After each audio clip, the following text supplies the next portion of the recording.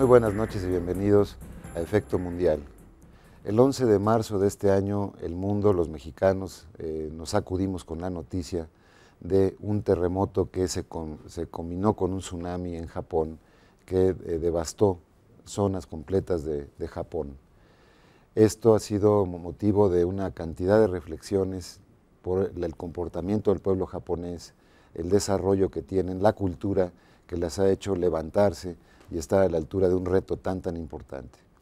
Para comentar sobre esto, tenemos el enorme privilegio de contar aquí en Efecto Mundial con la presencia de nuestro embajador en Japón, el embajador Miguel Ruiz Cabañas. Muy buenas noches, Miguel. ¿Qué tal? Buenas noches, Enrique. Muchas gracias por la invitación, es un gusto.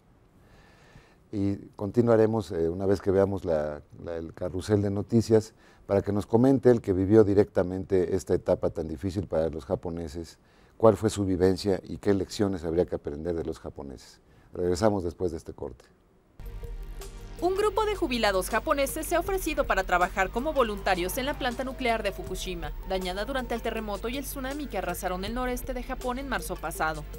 Yasutaro Yamada, quien lidera la iniciativa, sostiene que los mayores corren menor riesgo de desarrollar cáncer, que ellos quieren trabajar y además al hacerlo ayudarían al país, se informó en la página de la BBC. El periodo de hasta 9 meses que se dio en abril a la empresa TEPCO para poner bajo control la dañada central de Fukushima podría extenderse aún más, debido a las dificultades e imprevistos que se están encontrando. Así lo reconoció en Viena Denis Flory, subdirector de seguridad nuclear del Organismo Internacional de Energía Atómica, en un encuentro con la prensa para informar sobre la situación en la planta atómica, seriamente dañada por el fuerte terremoto y posterior tsunami del 11 de marzo. Japón pagará las escuelas cercanas a la planta de energía nuclear de Fukushima, devastada por el terremoto, para que remuevan la superficie radiactiva del suelo y además fijó un límite menor de exposición para los niños en edad escolar, luego de que aumentaran los temores por los riesgos a la salud.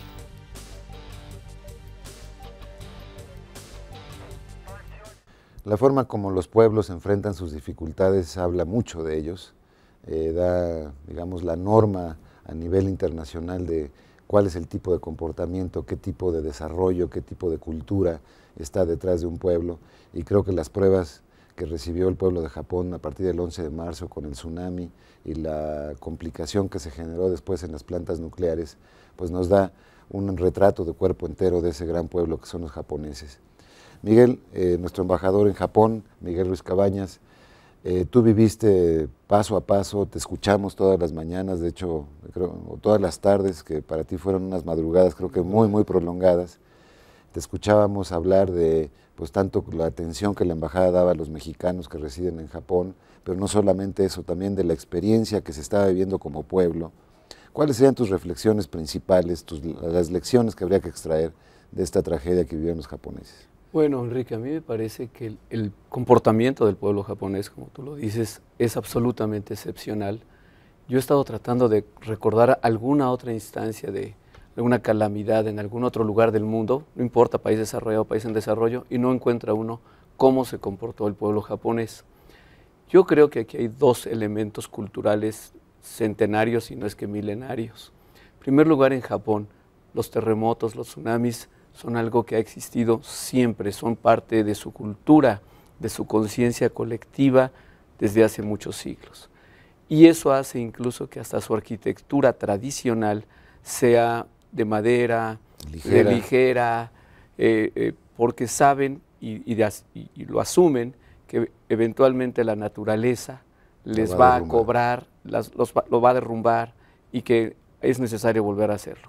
Es una arquitectura tradicional basada en la madera, no en la piedra, cosa muy distintiva de esta cultura. No por falta de tecnología. No, para nada, al contrario, solo las construcciones muy grandes, los antiguos castillos medievales de los shogunes, esas eran de piedra, pero más para defensa que por arquitectura misma.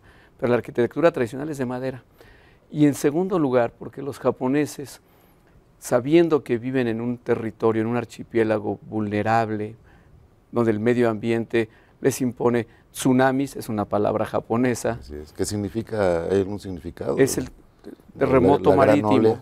La gran ola. La gran ola, terremoto marítimo, o sea, olas que se producen ¿no? La gran ola del mar, que se produce por temblores.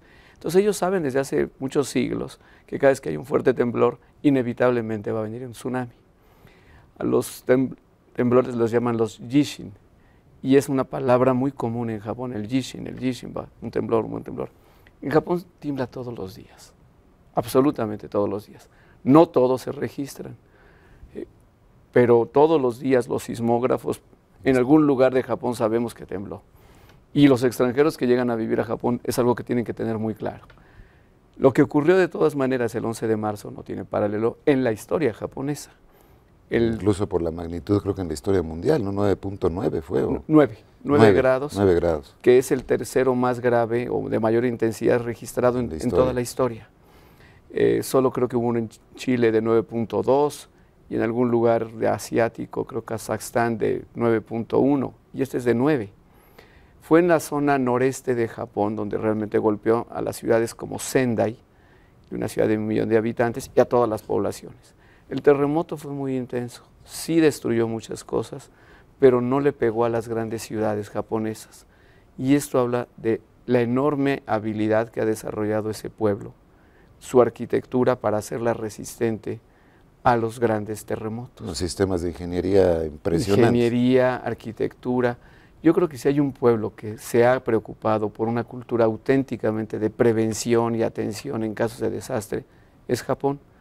Hay que recordar que el CENAPRED de México se estableció en 1986, después de los temblores que tuvimos, con un proyecto de cooperación con Japón.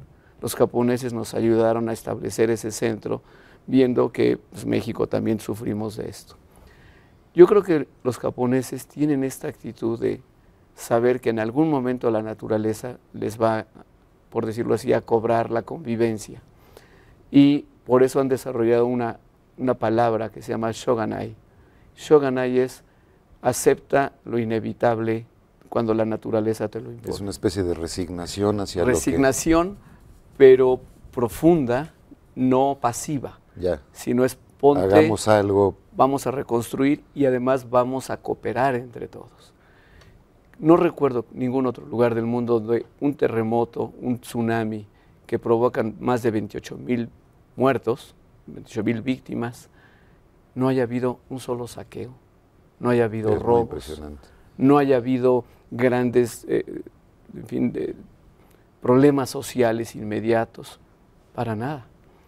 Los japoneses, como yo diría, como se los pidió el emperador, les dijo, cooperen unos con otros, y realmente cooperan unos con otros.